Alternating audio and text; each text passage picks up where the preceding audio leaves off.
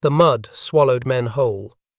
On Guadalcanal in January of 1943, engineers of the Naval Construction Battalions and the U.S.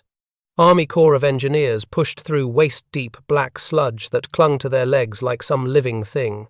Every step produced a sickening suction sound, boots pulled backward by volcanic muck thick as glue.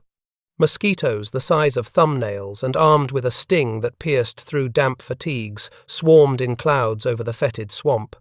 The air was heavy with rotting vegetation and the sour smell of standing water.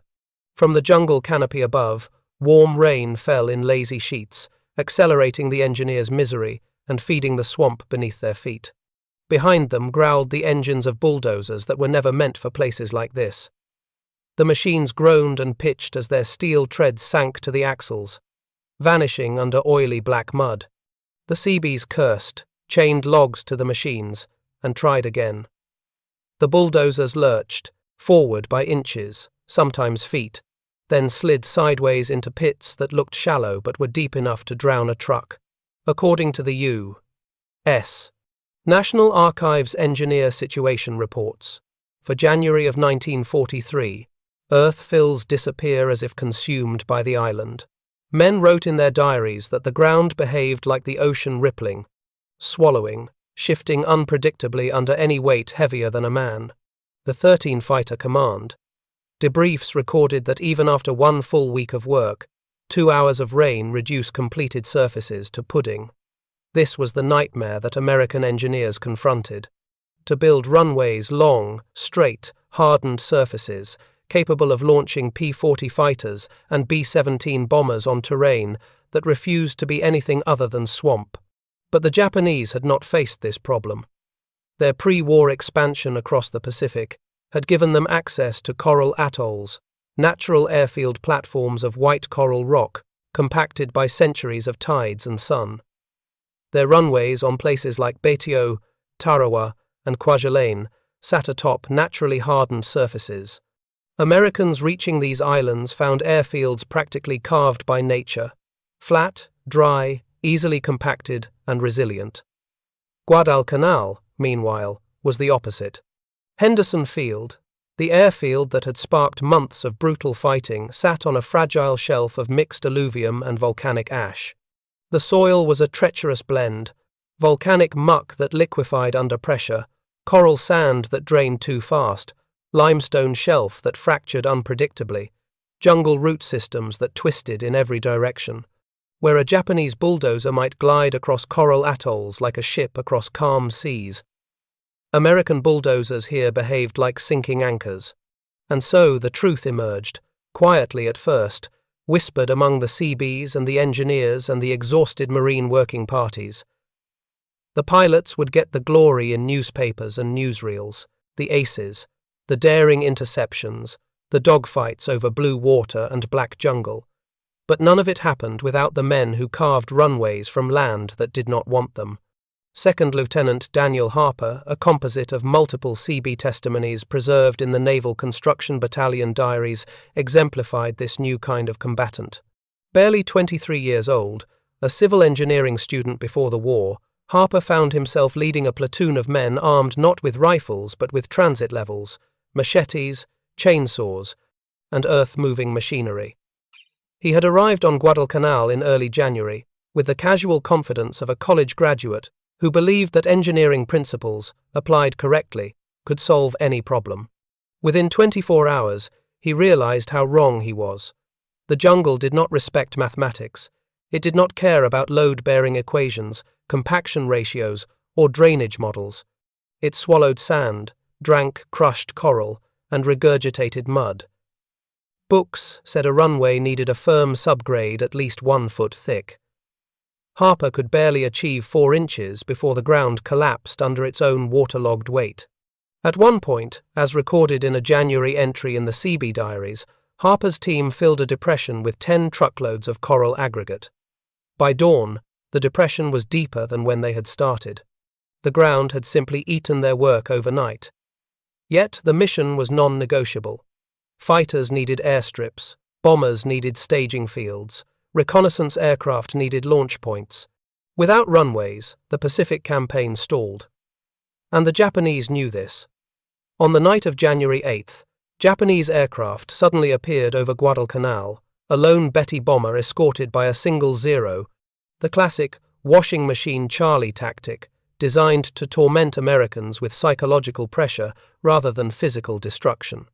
The enemy planes droned overhead for hours, circling, dropping occasional small bombs, trying to disrupt the frantic construction on the ground. Every time a bomb landed, the engineers swore, a bomb crater in coral could be filled in minutes. A bomb crater in Guadalcanal mud became a catastrophe. As soon as the all-clear sounded, Harper's men rushed out with shovels, planks, crushed coral baskets, and PSP-pierced steel planking, the new miracle material recently shipped into the theatre. The engineers shoved handfuls of coral into the crater, then logs, then old drums, then more coral. They hammered PSP sheets across the hole, linked them with steel connectors, and prayed the patch would hold until morning. It rarely did. 13 Fighter Command debriefs noted that Japanese pilots had discovered a grim truth. One bomb on a swamp runway is worth 10 on a coral field. The swamp magnified every impact. The ground destabilized in widening circles. What looked like a small hole from the air became an engineering wound that bled water and mud for days. Harper began sleeping next to the bulldozer depot, his boots never fully dry, listening to the croaking swamp at night and the distant thrum of Japanese engines overhead. He wrote home only once that month, telling his family, "If you ever sink to your knees in mud that smells like death, remember somewhere out here your boy is building a runway on top of it." The Japanese raids intensified. They knew that if the Americans completed their runways, Allied aircraft would seize control of the skies. And once the skies belonged to the Americans, the island and eventually the entire Solomon chain would follow. So the Japanese tried to bomb faster than engineers could build. And the engineers, in turn, tried to build faster than the bombs could fall. By late January, the contest had become a race played out under monsoon rains, jungle heat, swarming insects, enemy aircraft, and terrain that behaved like a living, hostile organism. Harper ended one long night shift staring into the darkness beyond the runway's edge, hearing Japanese engines approaching yet again, and realizing with dread. The enemy's bombs were arriving faster than his bulldozers could move, and unless he and his men found a way to outpace both nature and enemy fire, the runway and the battle for Guadalcanal would be lost. Chapter 2. The men who built faster than war could destroy. To 800 words. All numbers written in words. The Japanese came back the next night. The same droning engines, the same taunting pattern, a lone bomber circling in lazy arcs, dropping single bombs at long intervals, purely to keep American engineers awake, exhausted, and afraid. It was the tactic U. Intelligence labeled harassment raids, but the men on the ground had another name for it, the death of sleep. Second Lieutenant Daniel Harper, mud-caked and hollow-eyed, stood beside a lantern shielded under a poncho as he studied the latest crater punched into the Traeger, unfinished runway. The crater wasn't large, no more than 10 feet across, but on Guadalcanal, that was enough to unravel an entire night's progress. The mud slumped inward like wet bread dough, water pooling at the base until it shimmered with reflected starlight. Harper felt the familiar dread tightening in his stomach. A bomb crater in swamp terrain was never just a hole. It was a spreading infection. Men from his platoon trudged toward him, hauling woven baskets filled with crushed coral, their boots squelching loudly. "Lieutenant," one of them rasped. "This one's already widening." Harper didn't need to hear the rest. He could see it. The crater's edges, sagging millimeter by millimeter, liquefying under their own weight. The Japanese didn't need accuracy. On this island, gravity and mud finished the job for them. According to 13 Fighter Command's runway status, logs from mid-January of 1943, nightly bomb damage required continuous, emergency repair, often undoing 12 hours of labor in a single impact. Naval Construction Battalion diaries recorded even more bluntly. The enemy drops 1 bomb. The swamp drops 20. But giving up was never an option. Harper crouched beside the damaged section, pressing his palm against the quivering mud. He felt it pulsing with trapped water beneath. The engineers had already learned that nothing could be built on the swamp unless it first drained. And nothing would drain unless they gave the water somewhere to go. "Dig the trenches deeper," Harper ordered. "And brace it with logs, big ones." The men groaned. They were already on their 12th straight hour of work. Still, they obeyed. They always did. Enemy raids weren't the main problem. The main problem was that the island itself resisted construction. Beneath the surface stood ancient layers of volcanic ash that turned to paste under pressure. Beneath that lay clay that expanded like a sponge after rain. Beneath that, water, always water, moving in hidden underground channels. The Japanese building on coral had never faced this. But the Americans, trying to establish forward air power in the Solomons, had no choice. So they invented solutions on the fly. The engineer situation reports for January of 1943 describe an emergency innovation: the corduroy runway. The engineers felled entire sections of jungle, cut logs into uniform lengths, then laid them side by side like ribs under the mud. Coral was poured over the logs, then compacted, then covered with PSP. It worked barely. Harper watched as the first section of corduroy roadbed was tested. A fully fueled P-40 rolled forward, engines roaring, its nose dipping slightly as it crossed the experimental portion. For a moment, the pilot's canopy dropped several inches, everyone froze, then the aircraft steadied and continued on. "It'll hold," Harper whispered, though he wasn't sure if he meant it. The Japanese switched tactics. Instead of single harassment bombers, they began sending 2, sometimes 3. They flew low over the jungle, then pulled up sharply over the airfield. Dropping strings of small fragmentation bombs meant less to kill men and more to shred equipment. One bomb destroyed an entire fuel dump.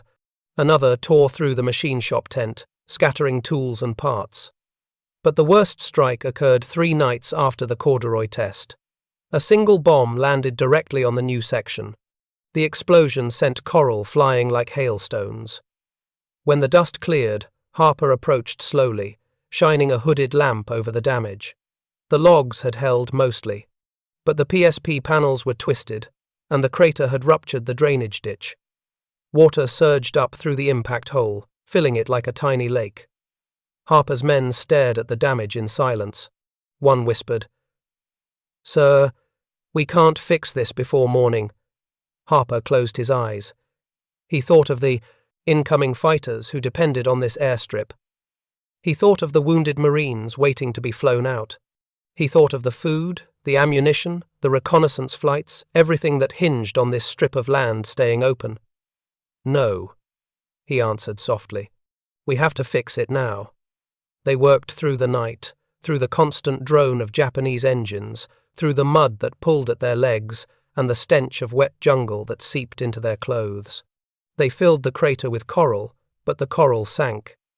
They laid new logs, but the logs floated. They hammered down PSP, but the mud pushed it up again like a surfacing corpse. By dawn, their faces were grey with exhaustion. The sun rose sluggishly through a haze of humidity.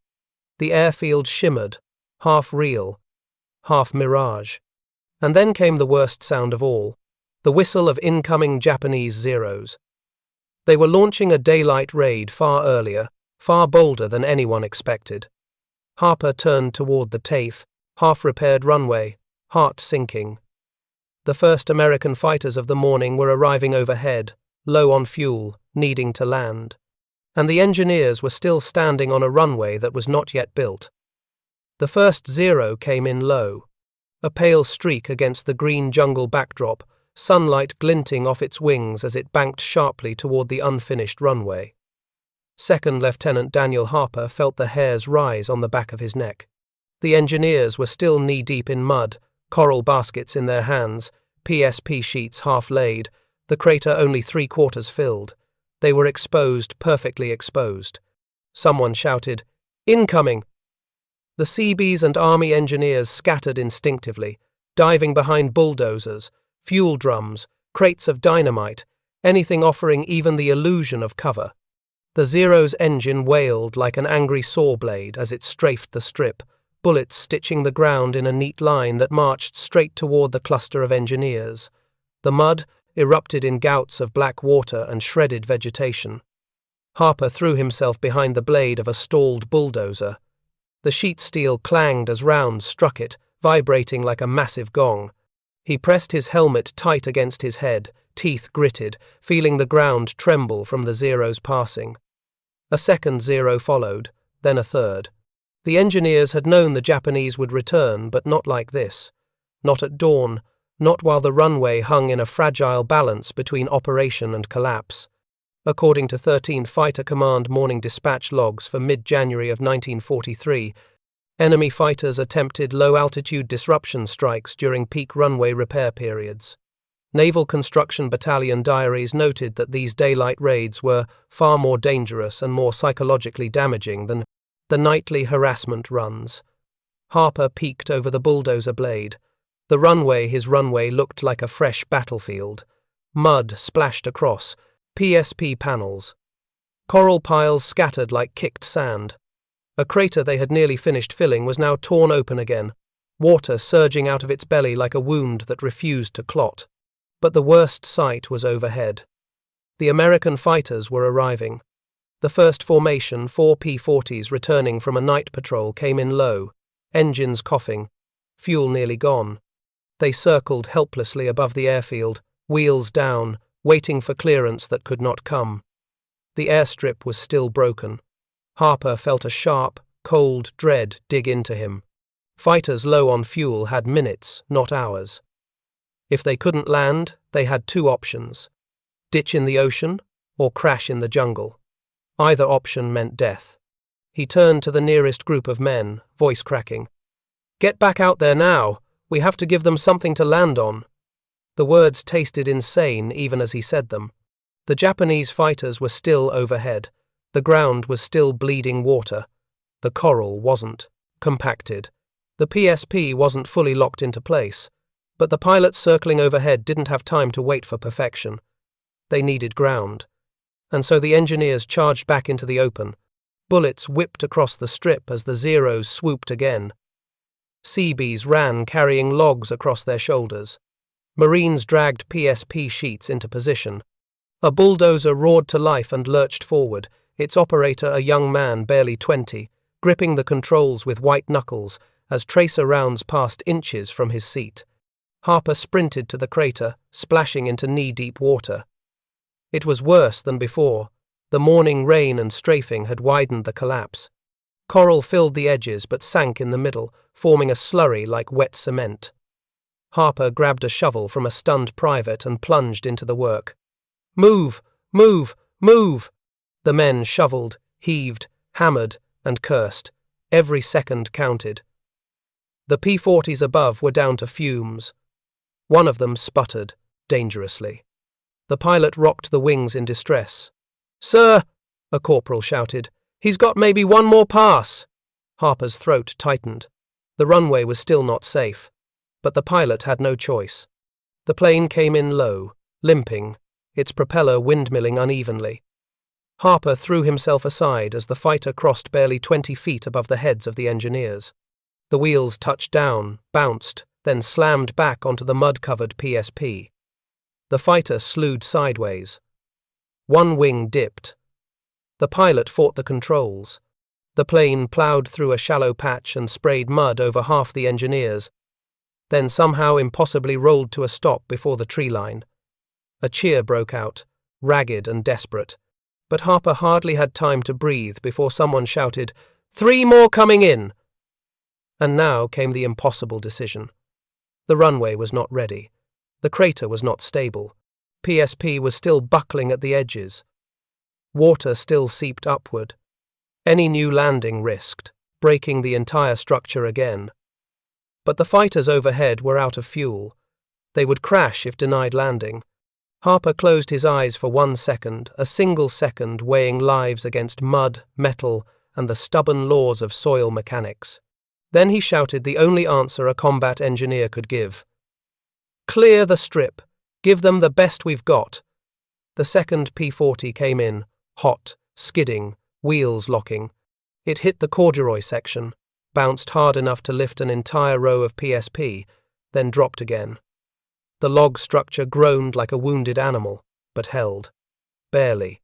The third fighter nearly veered into a pile of crates before regaining control. The fourth landed with its tail wheel snapping clean off, but all four landed alive. Harper stood in the settling dust, chest heaving, soaked in mud and sweat, staring at the runway that now looked like a stitched-together corpse barely held upright by steel, coral, timber, and human stubbornness. Then someone pointed westward. New shadows were approaching low, fast, unmistakable. More Japanese bombers. And every man knew. The runway they had just saved was about to be tested again harder than ever. The low hum became a growl. From the western horizon, where the rising sun cast long, molten streaks across the jungle, the dark shapes emerged, not Zeros this time, but the unmistakable, bulbous silhouettes of Mitsubishi G4 Betty bombers. Second Lieutenant Daniel Harper felt his heartbeat stutter. The Japanese had changed tactics again. These weren't harassment raids. These were runway killers. 13 Fighter Command intelligence summaries for mid-January of 1943 warned that Japanese squadrons were shifting to coordinated dawn attacks with medium bombers, specifically tasked to neutralize American air. Operations on Guadalcanal. Engineers had joked that the Japanese seemed more obsessed with the runway than with the infantry lines. But it wasn't a joke anymore. Harper looked at the newly patched landing strip, mud-streaked, hurriedly reinforced with logs, PSP panels still sagging at the edges, and felt dread tighten around him like a vice. "It won't survive a bombing run," he whispered. A Marine sergeant near him swallowed hard. "Sir." Then we build it again. The Betty bombers split into two formations, one approaching from the west, one from the southwest. Their engines rumbled like distant thunder rolling over mountains. As they drew closer, the bomb bay doors cracked open. Black shapes fell. "Take cover!" someone shouted. The engineers dove behind bulldozers, oil drums, fuel trucks, crates of crushed coral. The first bombs struck in a rising crescendo of concussive blasts. The ground leaped under Harper, lifting him several inches before dropping him back with enough force to knock the air from his lungs. The first explosion landed beyond the runway. The second straddled the far end. The third hit the center. A geyser of black mud erupted skyward, dozens of feet high, shimmering in the dawn light before crashing back onto the runway in sheets. Then came the fourth. Direct hit. Debris rained down like volcanic ash. The shockwave rolled across the strip, flattening tents and knocking several men to their knees. Harper's ears rang violently as he staggered to his feet and stared at the destruction.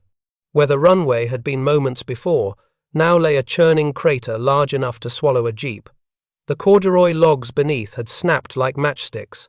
PSP panels were twisted upward like curled tin leaves. Water surged from the broken earth, filling the crater with horrifying speed. One Marine muttered, "It's gone, Lieutenant. The whole thing's gone." Harper refused to accept that. The runway could be rebuilt. But the problem wasn't the runway. It was the sky. More bombers were incoming. The P-40s that had landed earlier were still scattered along the edge of the strip.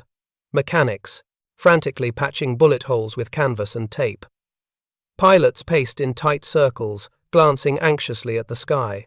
None of them could take off, the runway was too damaged. They were grounded, helpless targets. Then the Japanese bombers turned for a second pass. Harper shouted at his men, "We clear debris now! Move!" The engineers broke from cover, sprinting across the mud-slick ground, slipping, falling, grabbing shovels, picks, crowbars. They hurled aside shattered PSP, dragged away broken logs, shoveled mud from the crater rim in great desperate sweeps.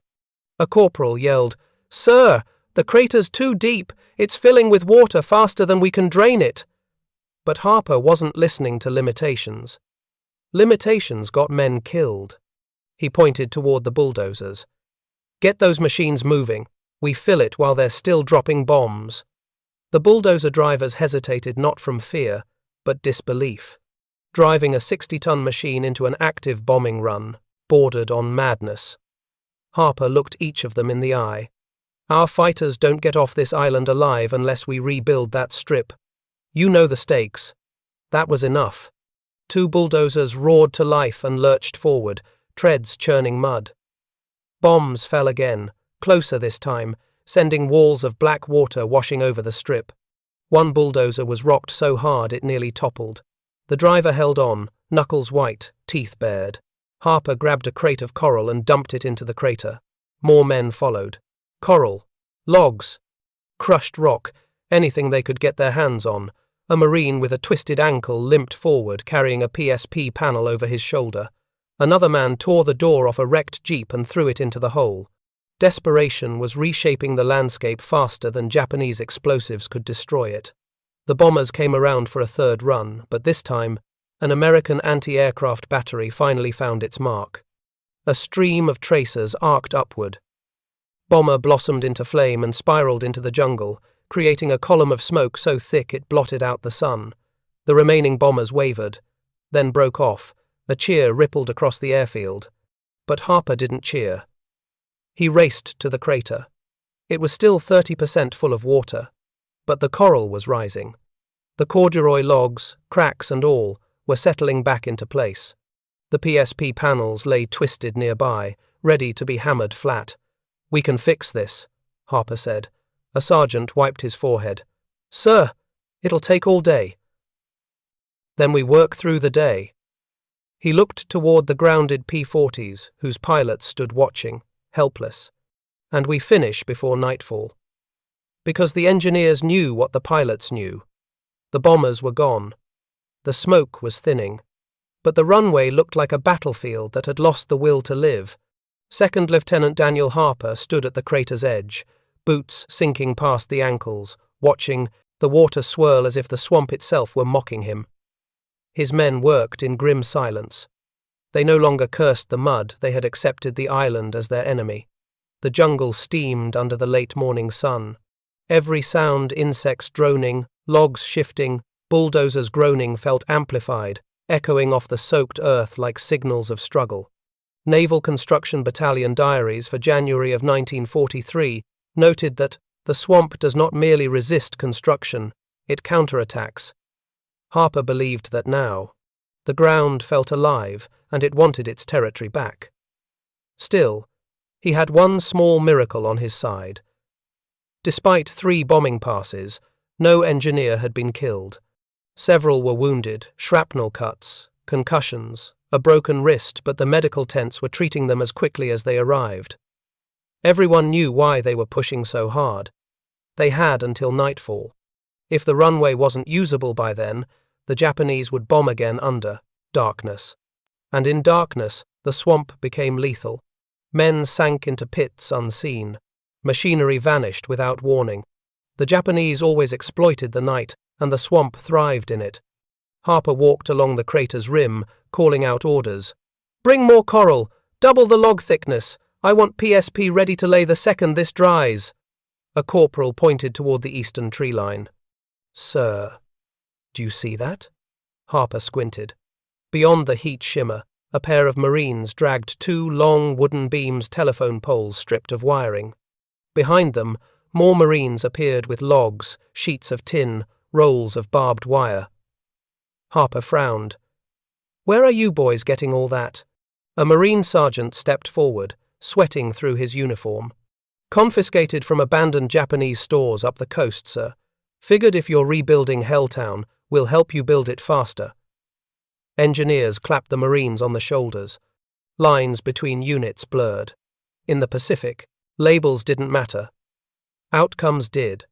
The crater was now half filled. Coral gravel rose in mounds. Logs lay in rough lattices. Water churned up between every gap. Harper knelt and pressed his palm into the makeshift foundation.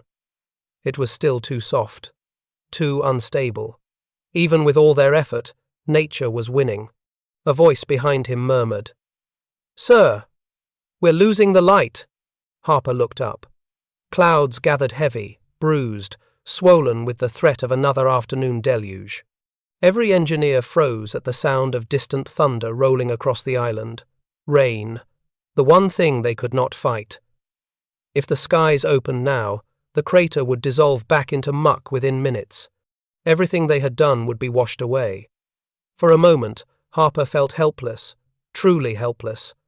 The swamp wasn't just fighting back, it was preparing the knockout blow. Then he snapped back into motion. "Dig channels," he shouted. "Get ahead of the rain." Men scrambled in all directions. Those closest to the runway grabbed shovels and hacked furiously at the mud, carving trenches toward the drainage ditches. Bulldogs roared aside to plow deeper cuts. Marines threw down salvaged Japanese boards to reinforce the trench banks. The first drops fell. Not many, just enough to pockmark the mud and make every man clench his teeth. "Harper!" someone shouted. It was Sergeant Winlow, waving frantically from the western edge. "Crater's water is rising again." Of course it was. The swamp had endless reserves. Harper sprinted through mud that sucked greedily at his boots. He knelt beside the waterline, then froze. The water wasn't rising from rain, it was rising from below.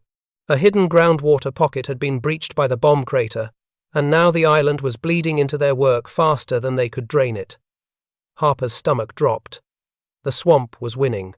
But war is often decided by the men who refuse to acknowledge defeat. Harper turned to his nearest bulldozer driver. "Get me every log we have. Build a plug. We hammer it down." Hard. The driver blinked, startled by the insanity of it. "Sir, there's no way to seal a—" "Do it!"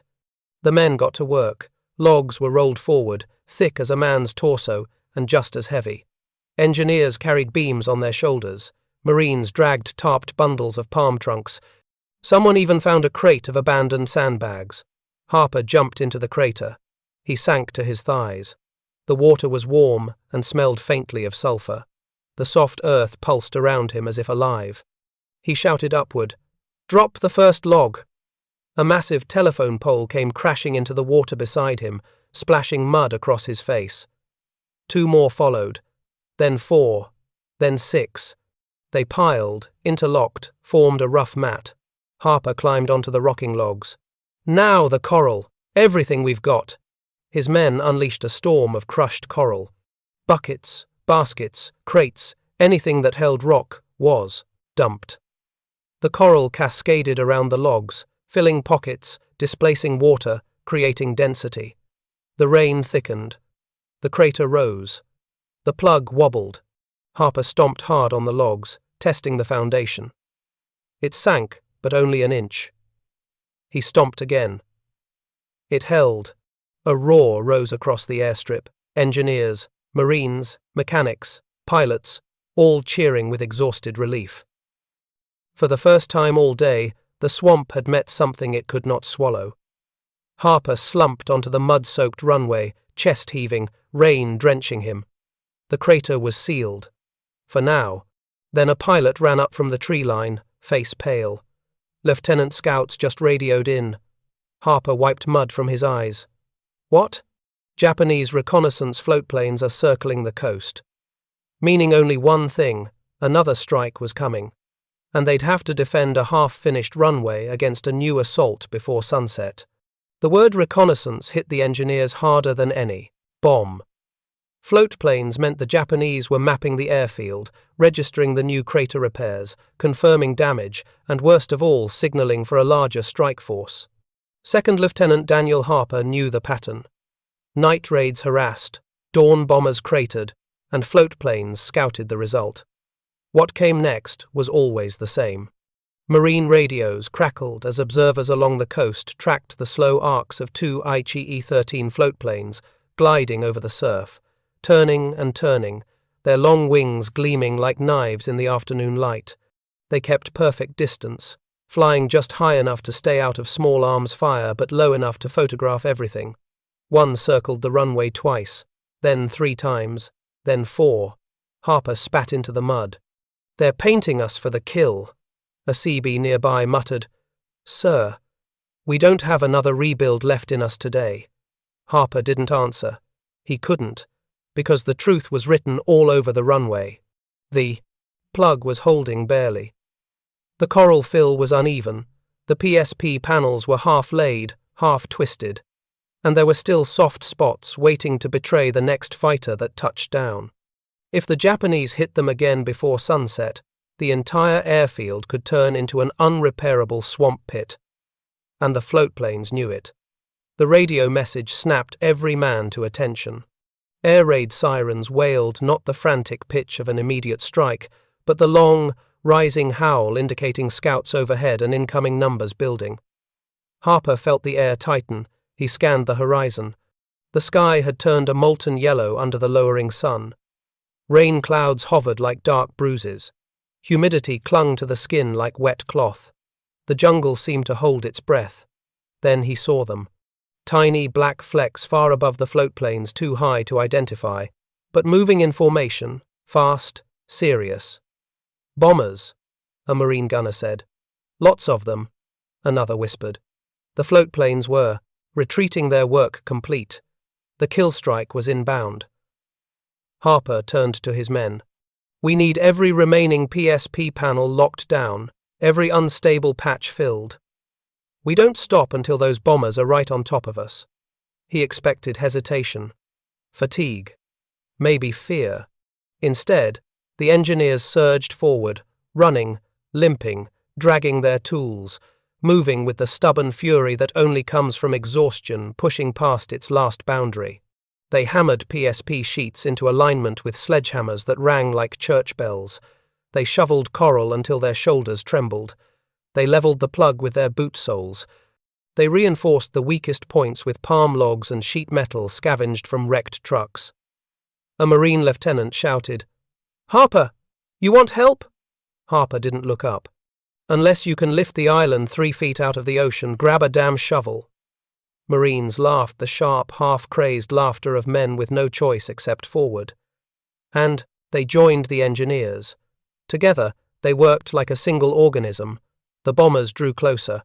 Now Harper could see their silhouettes clearly, twin-engine Betty bombers in a tight V formation, followed by a trailing wave of dive bombers.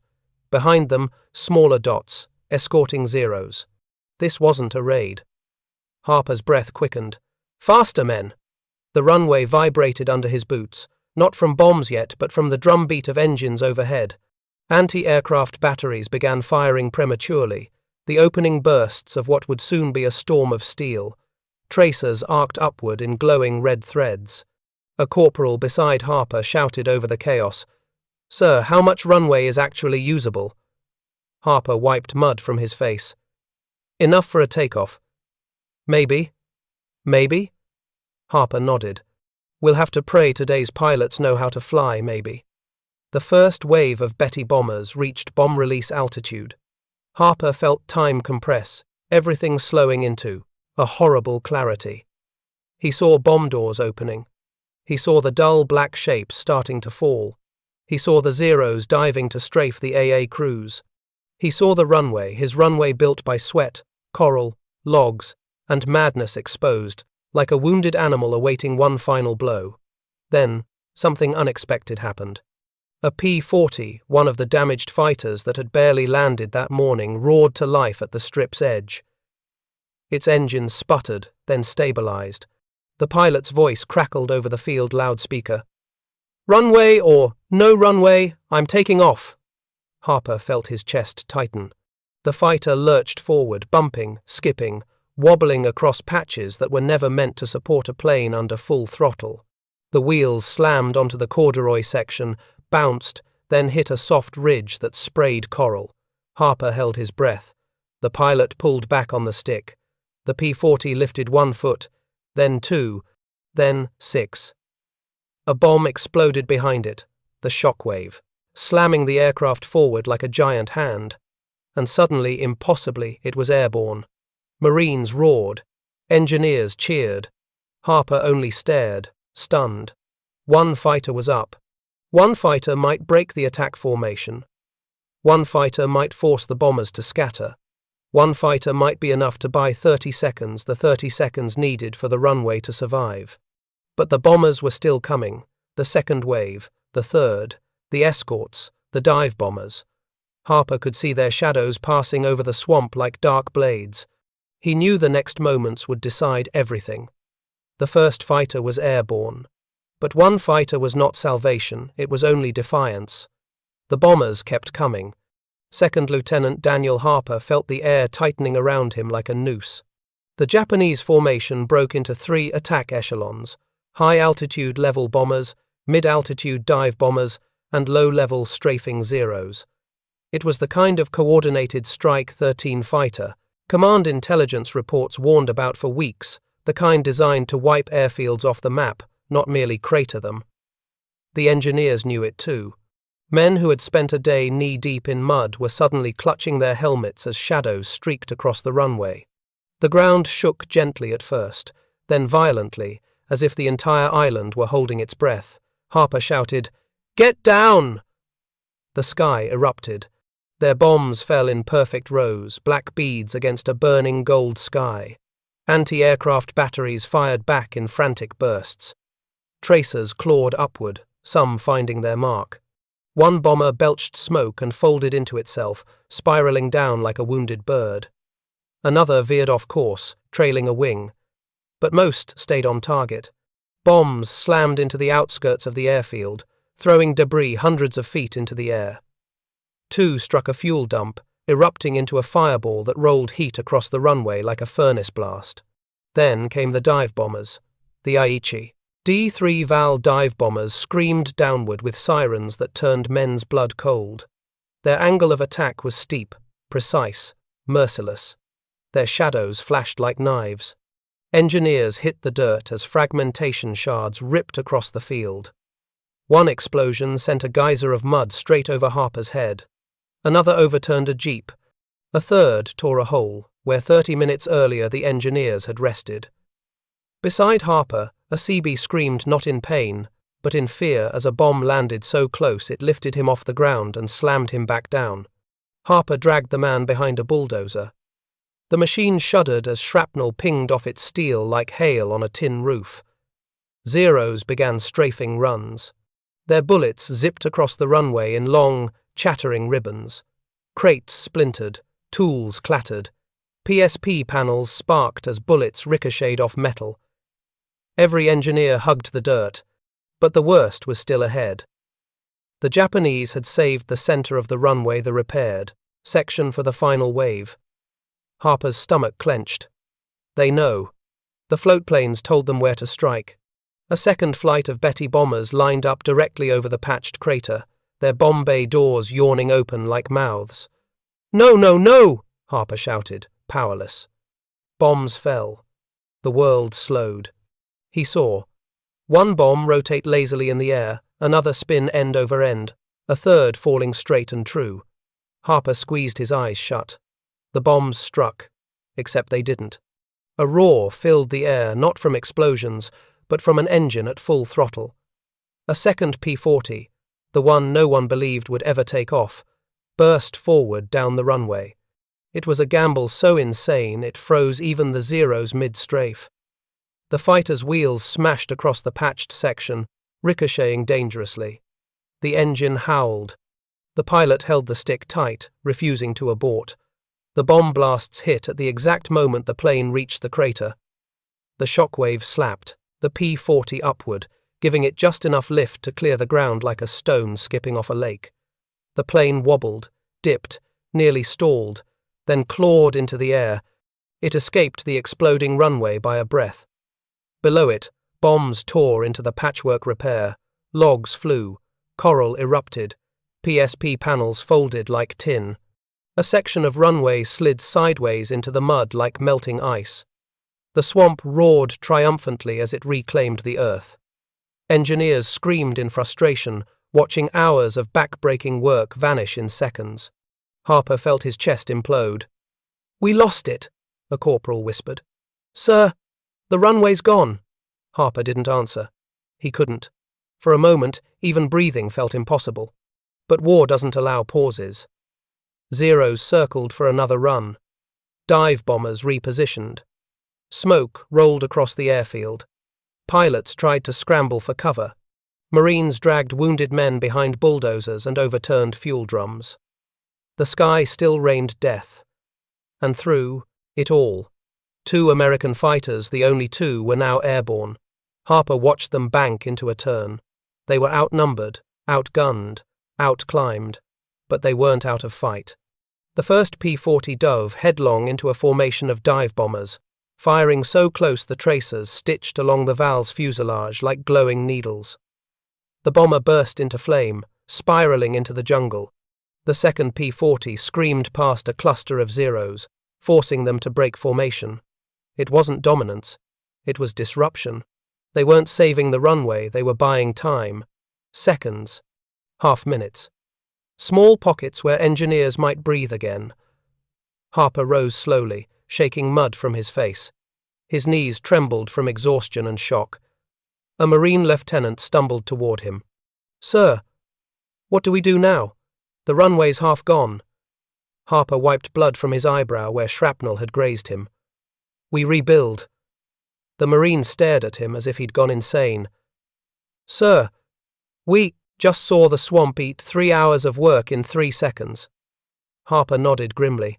He felt the truth of it. But he also felt something deeper, the stubborn, immovable resolve he had seen in men who refused to die on islands that wanted them dead. "We rebuild," Harper repeated.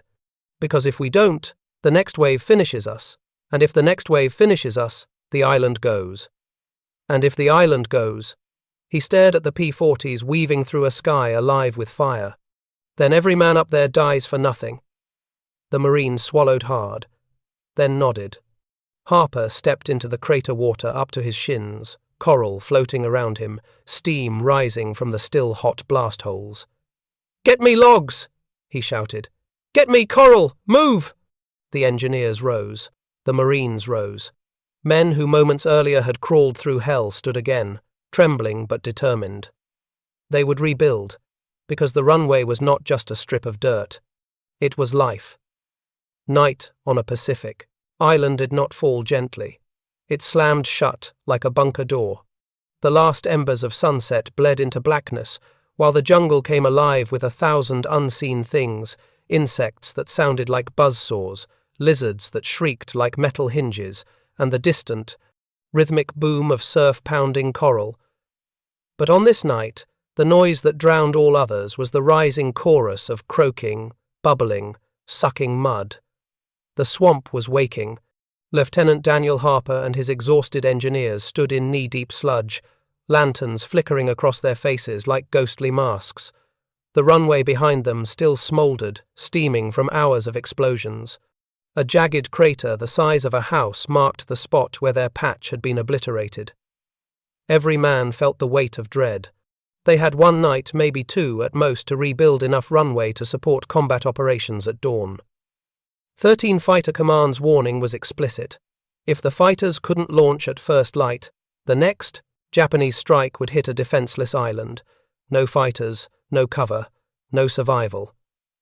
Harper crouched at the crater's edge. Water seeped in from every direction, trickling through the coral fill, pooling around their boots. The swamp was reclaiming what they had stolen. "We need it dry," Sergeant Clem muttered beside him. Harper grimaced. "Nothing on this island stays dry." Clem snorted, a humorless sound.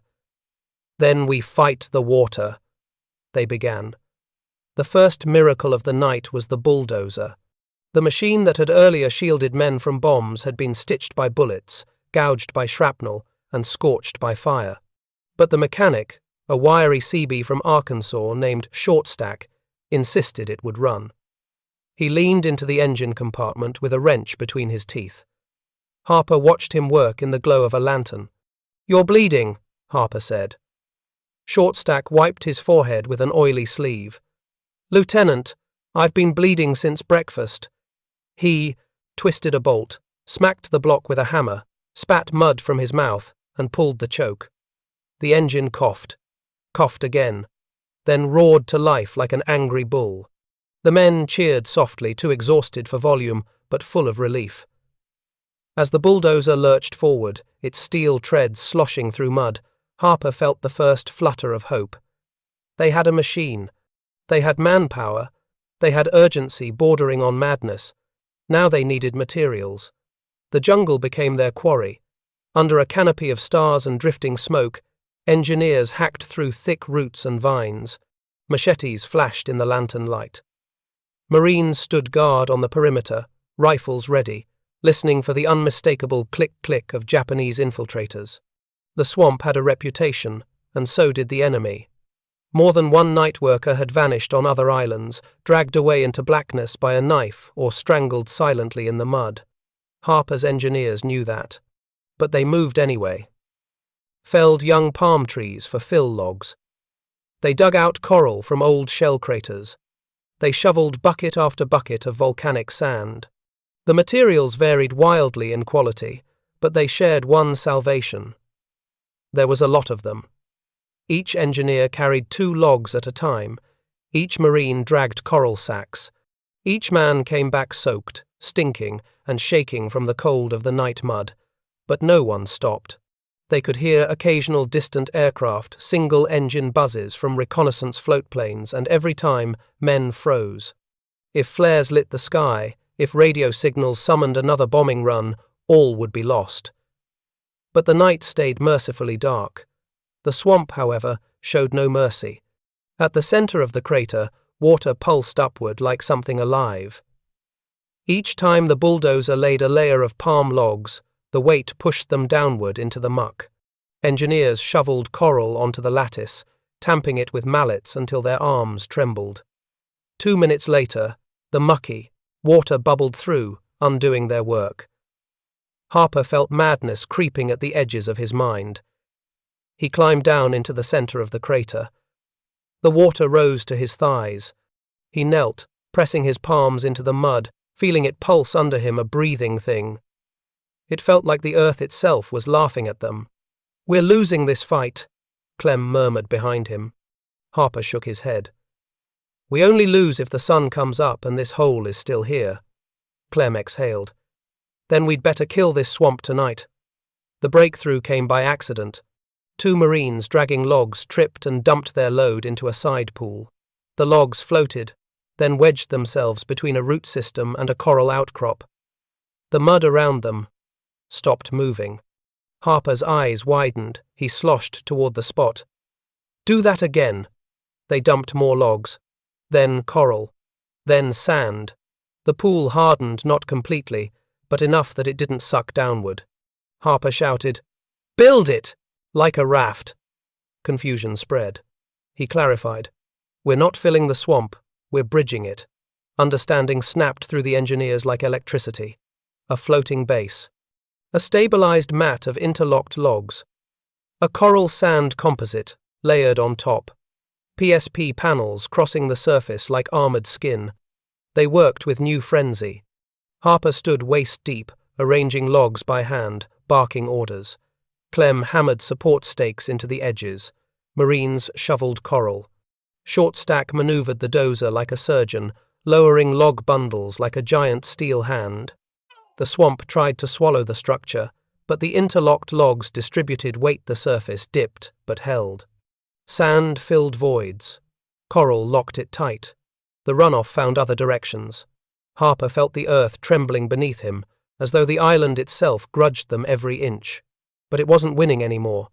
By the time the stars dimmed and the eastern sky turned the faintest shade of iron grey, the runway was whole again, not beautiful, not perfect, maybe not even stable for long, but whole. Harper climbed onto it, boots squelching. Shortstack shut down the bulldozer, eyes hollow with exhaustion. Clem leaned on his shovel like an old man. A Marine approached. "Sir? Any chance this thing holds?" Harper looked across the patch, the logs, the coral, the sand, the sweating metal of the PSP plates. "It only has to hold once," he said. Then, far in the distance, the faint hum of an aircraft engine rose. Not enemy, friendly, a fighter returning, low on fuel, low on hope, coming home. Harper closed his eyes. "Please," he whispered. The runway would be tested at dawn.